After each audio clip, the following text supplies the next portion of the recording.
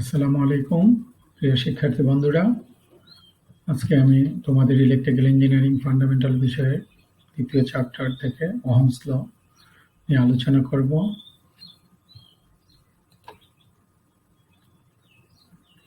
Ohm's law বলতে আমরা বুঝি কোনো পরিবাহীর মধ্য দিয়ে সুষম উষ্ণতায় প্রবাহিত কারেন্ট ওই পরিবাহীর দুই প্রান্তের বিভব পার্থক্যের সমানুপাতিক এবং রেজিস্ট্যান্সের ব্যস্তানুপাতিক বা উল্টানুপাতিক। এই চিত্রে এখানে ওহমসের জনক ডক্টর জর্জ সাইমন ওহমসকে দেখানো হইল। উনি ওহমস ল আবিষ্কার করেন।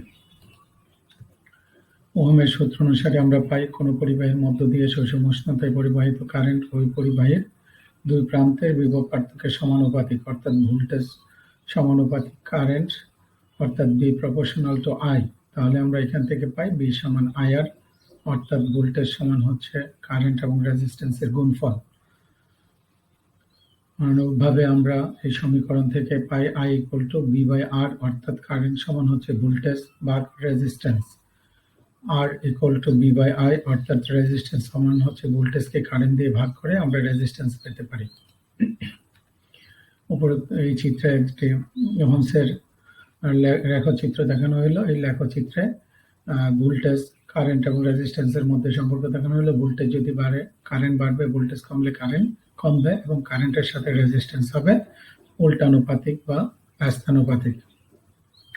ওহমস সূত্রের সীমাবদ্ধতা। ওহমস সূত্রের সীমাবদ্ধতা: তাপমাত্রা পরিবর্তনে ওহমের সূত্র প্রযোজ্য হয় না, এসিতে ব্যবহৃত হয় না, জটিল নেটওয়ার্কে এই সূত্র ব্যবহৃত হয় না, যে সকল যন্ত্র সমূহের আউটপুট সরল রেখিক নয় তাদের ক্ষেত্রে এই সূত্র প্রযোজ্য নয়। পরিবাহীর রোধের পরিবর্তে এই সূত্র প্রযোজ্য নয়।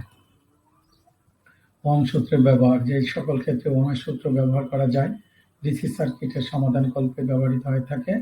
যে কোনো সরল বর্তনীতে কারেন্টের হিসেব করতে ব্যবহৃত হয়। হিটারে কোন ধরনের রেজিস্ট্যান্স ব্যবহার করা হয়ে থাকে? বৈদ্যুতিক ইস্ত্রি, হিটার, টোস্টার ইত্যাদি যন্ত্রপাতিতে নিকেল, ক্রোমিয়াম, অ্যালুমিনিয়াম তৈরি তার বা ফিতা হিটিং এলিমেন্ট হিসেবে ব্যবহার করা হয়। ওহমের একটি সমস্যার সমাধান দেওয়া হলো। 10 ওহম রেজিস্ট্যান্স বিশিষ্ট একটি বৈদ্যুতিক টোস্টারে কি পরিমাণ কারেন্ট প্রবাহিত হবে যদি এতে 120 ভোল্ট প্রয়োগ করা হয়? তাহলে আমরা জানি আই ইকুয়াল টু হচ্ছে বিআর, বি আই সমান বি ভাগ আর, অর্থাৎ এখানে ভোল্টেজ 120 ভোল্ট এবং রেজিস্ট্যান্স বি ওহমের মান বসালে আমরা পাই 6 অ্যাম্পিয়ার। অনুরূপভাবে 10 কিলো ওহমের পরিবাহীতে 100 ভোল্ট প্রয়োগ করলে প্রবাহিত কারেন্ট কত হবে? আমরা জানি আই সমান বি বাই আর। এখানে বি এর মান দেওয়া আছে 100 ভোল্ট, আর এর মান 10 কিলো ওহম। তাহলে বি এবং আর এর মান বসে আমরা পাই 0.01 অ্যাম্পিয়ার।